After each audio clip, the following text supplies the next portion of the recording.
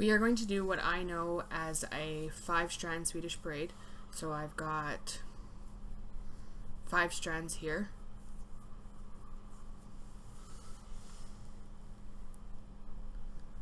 And then you can use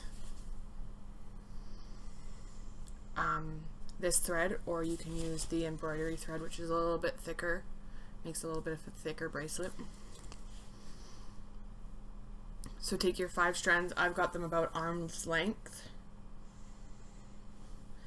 and I'm going to take them 2 ends together. We're going to tie them in a knot so we have a loop.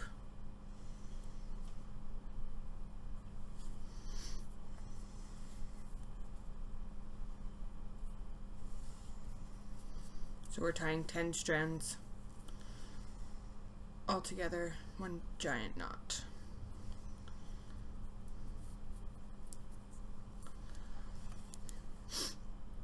We're going to use both of our hands to braid, so I put a safety pin through the knot and then attach it to something that is sturdy. So I'm going to attach it to this blanket here. You can attach it to a pillow, the end of your jeans. So as you can see, we have one giant loop, or 5 individual loops. So we're going to separate them so that we have 5. We're going to put our fingers inside of the loops. And Ruby's helping. So I'm going to put 3 on my right hand and 2 on my left hand. So there's 3 strands, and this one has 2. So this finger, your pointer finger, doesn't have anything.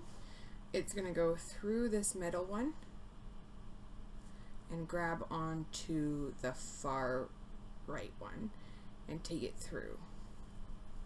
So now there's 3 on this left hand and 2 on this one. Our pointer finger is no longer the empty finger, so we're going to switch it so we have our pointer finger the empty finger. And then we're going to do it again on the other side. So through the middle, grab the far one. And then as you switch your fingers, so you get your pointer finger. The tighter it is, the tighter your braid's going to look. And if your where your safety pin is loose, it'll be a little bit looser. So you want to get it tight. So sometimes I'll put my foot on it so it's tight.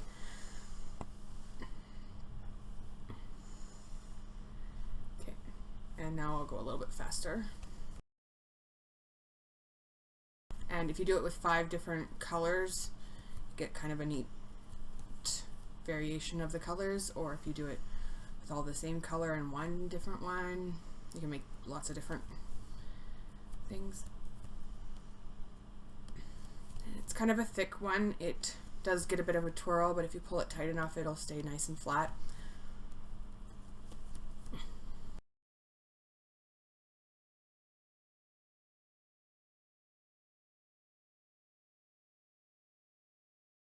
So I did an arm's length of thread and then doubled up. It usually does about an anklet, maybe a little bit big for an anklet, depending on who you are. But once it's all done, you can make it into an adjustable bracelet, which I'll show you.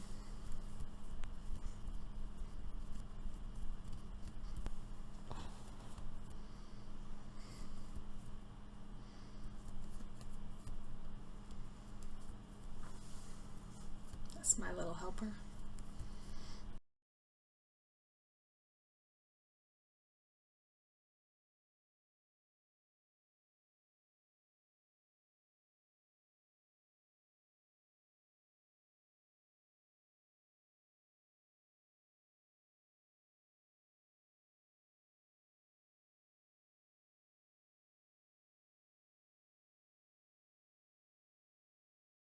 So I usually try and go until pretty much you can't go anymore. So until your fingers don't fit in the holes anymore. But you can leave as big of a loop at the end as you want. So you can go, if you wanted to stop here, you would have this much of a loop at the end.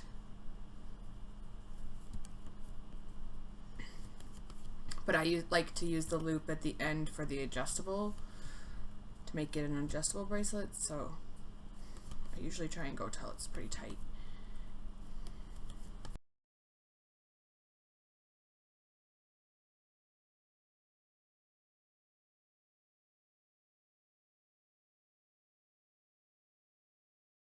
So it's getting quite small, so it's hard to put my pointer finger in.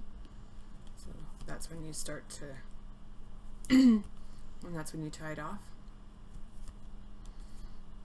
So I bring my pointer finger and my thumb that are empty and grab and let go of all my fingers. Make it nice and smooth. And then I just tie it all in one big knot right near the end of where the braid stops.